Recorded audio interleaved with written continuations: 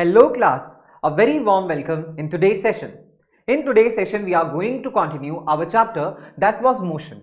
In the previous session, we have discussed different types of motion, and in today's session, we are going to continue with the very first topic, that is uniform motion and non-uniform motion. Now you will be thinking that what is uniform and non-uniform motion? Let me clear it out. When I am talking about uniform motion, it means that if an object covers equal distances in equal intervals of time, then that object has a uniform motion. And if that particular object is covering unequal distances in equal intervals of time, it means that the object has non-uniform motion. You can see on your screen as an object is said to have a uniform motion if it covers equal distances in equal intervals of time along a straight line. Right? For example, if a car covers a distance of 50 km in 1 hour, then again 50 km in the second hour and again 50 km in the third hour and so on.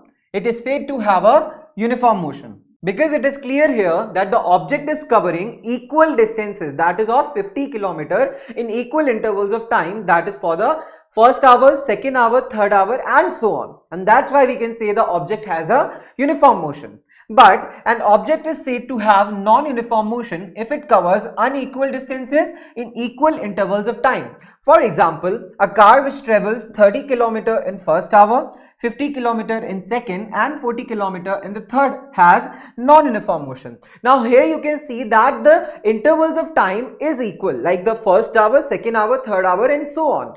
But the distance covered is unequal. In the very first hour it is 30 km, in the second hour it is 50 km and in the third hour it is 40 km. And that's why we can say that the object is covering unequal distances in equal intervals of time, and that is why the object has a non-uniform motion. I hope this concept is clear to you that what is a uniform and non-uniform motion. You can take the screenshot of these definitions and the examples as well. Now, moving ahead, you can see the next topic is distance and displacement. Okay, so this is very important topic in terms of the motion. Okay, when I'm talking about the distance, so what is distance generally? Distance is the total path covered by a body during its motion. That is the distance. But when I'm talking about displacement, so what's that? Displacement is the shortest path covered by a body, that is from the initial point to the final point. That is the displacement actually. Okay, you can see here that displacement of a body is defined as the shortest possible distance covered by it between its initial and final positions. But in the case of distance, the distance traveled by a moving body is the actual length covered by it. Let me just give you an example. As you can see here that if I am taking an object starting from a point A over there and it is moving to the point B, then it is moving to the point C, again it is moving to the point D. Okay, let me just give you an idea that it covers 1 kilometer over here. From B to C it is also covering 1 kilometer again, and from C to D it is again covering 1 kilometer. Okay, so what will be the distance covered by that object from A to D? The distance covered will be the total path that is covered, right? So that will be 1 plus 1 plus 1. That is the 3 kilometer. But when I am talking about the displacement, I have told you that displacement is the shortest path between the initial and final position. So this is the initial position and this is the final position of the object, and the shortest path is, you can see here, this. This will be the shortest path. So this will be the displacement of that object. Okay, so AD will be the displacement. I hope you understood this, right? Now, moving ahead, you can see here that we now know that a body is in motion if its position changes with time, right? So we have understood that if a body is changing its position constantly with the change in time, it means that the body is in motion. It can be uniform or it can be non-uniform, right? So the change in the position of the body can be described by its displacement. Suppose a person travels from A to B and then to C. Like if a person is traveling from A to B and then from B to C, like this. Okay, so then the change in the position of the person is AC. Obviously, if I am talking about the change in position, so that will be the initial and final position, right? I am just joining the points of initial and final position. So this is the initial one, this is the final one. So this will be the change in position actually. The length AC is his displacement from his initial position. So this will be the initial position and length AC will be the displacement over there, right? I have told you in the previous slide as well. Now you can see here displacement is always a straight line path between the initial and final positions of the body. Okay, then while stating the displacement, it is essential to state the direction of the motion. Now it is very necessary that while we are stating the displacement, like while we are stating the magnitude of the displacement, it is very necessary to denote the direction of the displacement as well.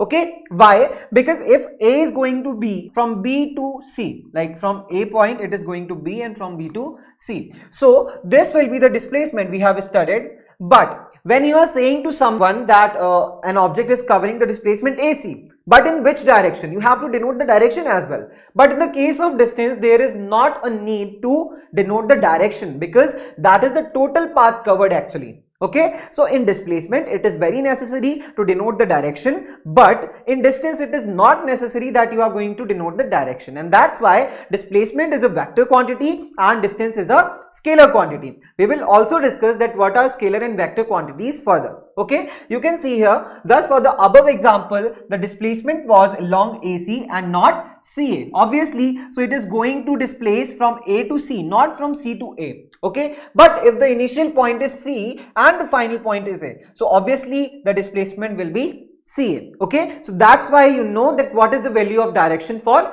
displacement. Now, distance is the total length traveled irrespective of the direction. I have told you that distance is the total length traveled by an object or the total path covered by the object from the initial position to the final position. There is no need of direction for distance. Since both distance and displacement are expressed as lengths, the SI unit for both the quantities is meter. So for both of them, the SI unit will be meter because both of them is representing the length. Okay, I hope this is understood.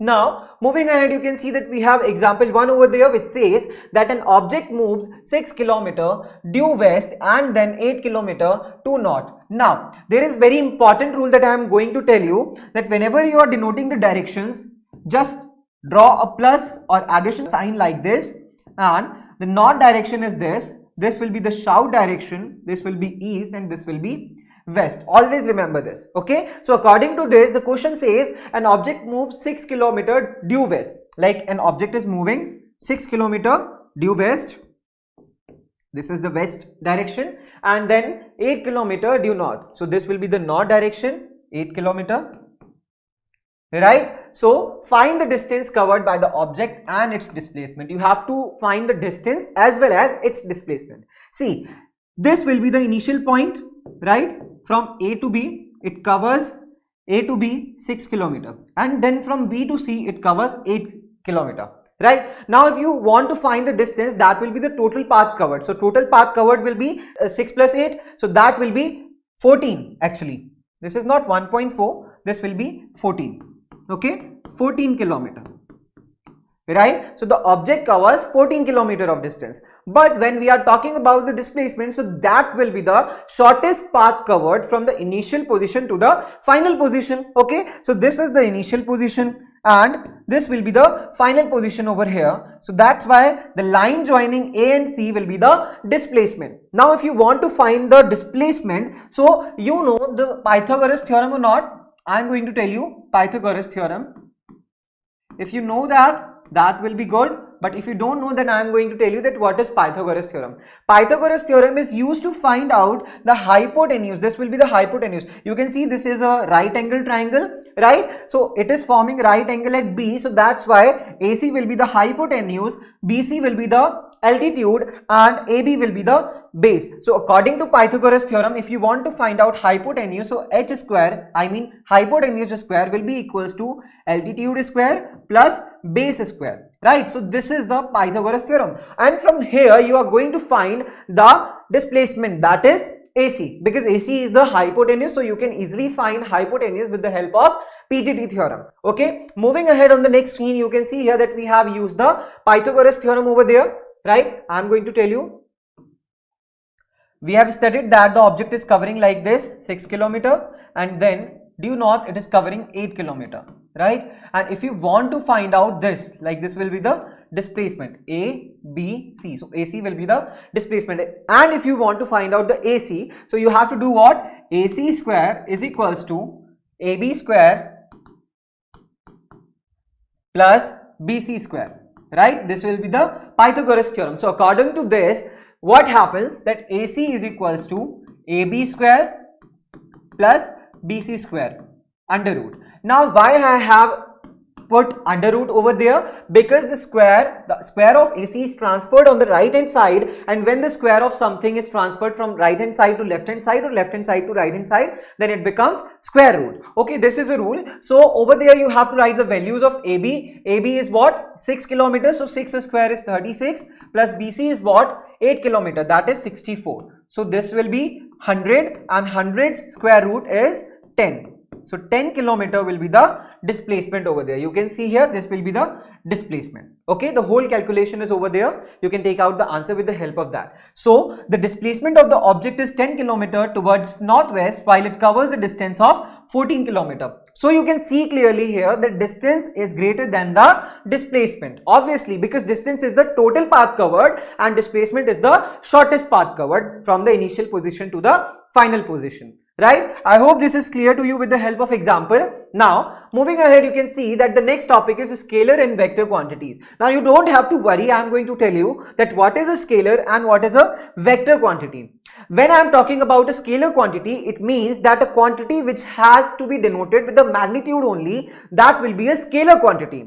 Like in the case of distance, we are denoting its magnitude only, like an object covered 14 kilometer of distance, that's it. So that will be the scalar quantity. But in the case of displacement, we are denoting it with the magnitude as well as the direction. So whenever there is a need of direction for any quantity, then that quantity becomes the vector quantity. Okay, you can see a physical quantity that can be described only by its magnitude, numerical value, is called a scalar quantity. Distance is an example of a scalar quantity because only the magnitude, total length covered by a body, is required to describe it. Now there are other examples of scalar quantity, that is time, temperature, mass, speed, density, area, volume, work and energy are some other scalar quantities. You can just remember them. Okay, so this will be the scalar quantity. Now moving ahead, I am going to tell you that what is a vector quantity. You can see here a physical quantity that needs both magnitude and direction. I have told you that if a physical quantity needs both the magnitude and direction, then that quantity becomes the vector quantity. Okay, so displacement is an example of a vector quantity because to describe displacement, you have to specify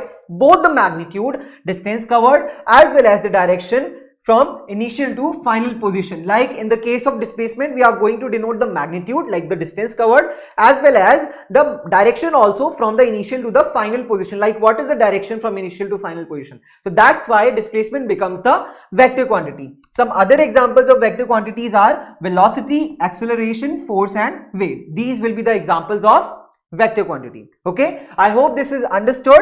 Now moving ahead, you can see that we have the next topic, that is speed. Now you are thinking about speed, that what is a speed, how we are going to learn speed. In the previous chapter, that is physical quantities and measurements, I have told you that what is a speed. Speed is the total distance covered in a unit time, right? That is the speed of a particular object. You can see here that the distance traveled by an object in a unit time is called the speed of the object. We are taking the unit time. Always remember that in the case of speed, we are always taking a unit time. So according to the definition, the formula becomes speed, that is denoted by v, small v, is equals to distance denoted by small s, and upon time denoted by small t. Okay, so you have to remember that what is the formula as well as the variables used for speed, distance and time. The variables used are v is equals to s upon t. So v is speed, s is distance and t is time. Okay, now if I am talking about the SI unit of speed, so we know very well that what is the SI unit of distance and time. For distance it is meter and for time it is second. So obviously for speed it becomes meter per second. Okay, a larger unit of speed is kilometer per second. Like if I'm talking about a larger vehicle, like if I'm talking about car, train, bus, so I'm going to denote its speed in kilometer per hour, right? And in the case of smaller vehicles like motorcycle, or we can say the bike, scooty or cycles, so for that we are going to denote the speed as meter per second. Okay, the speed of an object does not require direction to be specified and is therefore a scalar quantity. Why we are not using the direction? Because there is not a need of denoting the direction of a particular object's speed, so that's why it becomes the scalar quantity. So what are the points that you got from here? That speed is equals to distance upon time, and speed's SI unit is meter per second, as well as speed is a scalar quantity. Okay, I hope this topic is very much clear to you. Now moving ahead, you can see here that we have the next topic, that is uniform speed. If you remember, then I have told you that what is a uniform motion. In the case of uniform motion, you have studied that if an object covers equal distances in equal intervals of time, then it becomes a uniform motion. Exactly in the same case of uniform speed, if an object covers equal distances in equal intervals of time, it is said to have a uniform speed. For example, if an ant moves a distance of 1 centimeter every second, like if I am taking an example of an ant, okay, so if it is moving for 1 centimeter in every second, okay, it has a uniform speed of 1 centimeter per second. Similarly, if a car moves 2.5 meter every second, it is said to have a uniform speed of 2.5 meter per second. So you know that what is a uniform motion and uniform speed, they both have the similarity. Okay, so now moving ahead, you can see here that the next topic is non-uniform speed or variable speed. Now in the case of non-uniform motion, you have studied that when an object covers unequal distances in equal intervals of time, that has a uniform motion. So exactly in the same case of non-uniform speed, when an object covers unequal distances in equal intervals of time, it is said to have a non-uniform speed or a variable speed. So the second term that is used for non-uniform speed becomes the variable speed. For example, if an ant moves a distance of 1 centimeter in a second and then a distance of 1.5 centimeter in another second, it has a non-uniform speed. In case of a body has a non-uniform speed, we calculate its average speed. Always remember that whenever any object has non-uniform speed, so then we are going to calculate the average speed. Now you are wondering that what is average speed? Let me clear it out, that what is a average speed of a particular object. The average speed is the ratio of the total distance traveled to the total time taken is called the average speed. Like if I am saying in the case of ant, if it is covering the total distance of 1 centimeter plus 1.5 centimeter, right, and the total time taken is 2 seconds in the previous example we have studied, right? So what will be the average speed? That will be 2.5 upon 2, which means that 1.25, right? I hope you understood this, centimeter per second. Okay, so this will be the formula of average speed, that is total distance traveled upon total time taken. Okay, you have to remember this. Now what will be the SI unit? Obviously it is speed, so SI unit will be the meter per second. Okay, now we have an example over there. The example says calculate the speed of an object if it covers a distance of 15 meter in 5 seconds. Now if an object covers 15 meter in 5 seconds, so what will be the speed of that object? You can see here, given distance is equals to 15 meter and time is equals to 5 seconds. So the speed is equals to distance upon time, we know very well. So we are going to put the values 15 upon 5 and the speed becomes 3 meter per second. Okay, you can take the screenshot of this example. Now moving ahead, we have other example. In this it is said the speed of a car is 60 km per hour. If the car travels a constant speed for 2 hours, how much distance will it cover? Now according to this, we have the speed over there, that is 60 km per hour, and we have the time taken by that object to cover the distance. Now you have to find the distance. So we know that what is the formula? The formula is V is equals to S upon T, and if you want to find out the distance, so it becomes S is equals to V into T. So you have to simply put this formula and the values in this formula. Now we have V is equals to 60 km per hour and the time is 2 hours. Okay, so the distance becomes S equals to VT, that is 60 km per hour into 2 hours, that is 120 km. So the total distance that is covered by the car in 2 hours is 120 km. Okay, I hope this is clear to you. Now moving ahead, you can see that we have the other one example which says how long will it take for a child running at 5 meter per second to cover a distance of 200 meter. Now it is asked that you have to find out the time that is taken by a child to cover 5 meter per second, or like it is running with the speed of 5 meter per second and it is covering the distance of 200 meter. So you have to find out the time taken by the child to cover the distance. Okay, so according to the formula, we know V is equals to S upon T. So here you have to find the time. So it will be T is equals to S upon V. Obviously you have to put distance upon speed. Okay, so the distance is 200 meter and the speed is 5 meter per second. So it becomes 200 upon 5 and the final answer becomes 5, 4 times 20 and 0, which means 40 seconds. So the child is going to cover that particular distance with the help of 40 seconds, like time taken is 40 seconds. So the child will take 40 seconds to run through a distance of 200 meter at a speed of 5 meter per second. Okay, I hope this concept is clear to you. Now moving ahead, you can see the next example says that a train covers the first 30 kilometer of its journey in 20 minutes. Okay, and the next 50 kilometer in another 20 minutes and the last 20 kilometer in 10 minutes. So from this explanation, from this information, you understood that what is it? It is a non-uniform motion because it is covering, like it is covering unequal distances in equal intervals of time. So that's why we can say that it is non-uniform speed. So for non-uniform speed, you have to find what? You have to find average speed, right? So what was the formula of average speed? Average speed's formula was total distance covered by the object upon total time taken. So total distance covered is what? 30 kilometer plus 50 kilometer and 20 kilometers. So it becomes 30 plus 50 is 80 and 80 plus 20 is 100 kilometers upon total time taken. So total time taken is 20 plus 20 plus 10, which is 50 minutes. Okay, so the final answer becomes what? 2 kilometer per minute. Okay, this will be the final answer. So you can see here, this is the total time, this is the total distance. So the final answer of average speed becomes what? That will be 120 kilometer per hour. Actually, we have changed the time into hours because the actual unit is kilometer per hour. For train, I have told you that the actual unit is for the bigger vehicles. We take the actual unit of speed as kilometer per hour. So 50 minutes is changed into hours, which is 5 upon 6 hours. We have put the value over there, 100 upon 5 upon 6 hour, and then the final answer becomes 120 kilometer per hour. So that will be the average speed of train. I hope this concept is clear to you. So this is what we have learned in this lecture. In the next session, we are going to study that what is velocity and what is uniform and non-uniform velocity, and also some other concepts. So till then, what you have to do, you have to revise the whole lecture. Till then, take care of yourself, keep learning and keep exploring. Thank you so much. Bye-bye.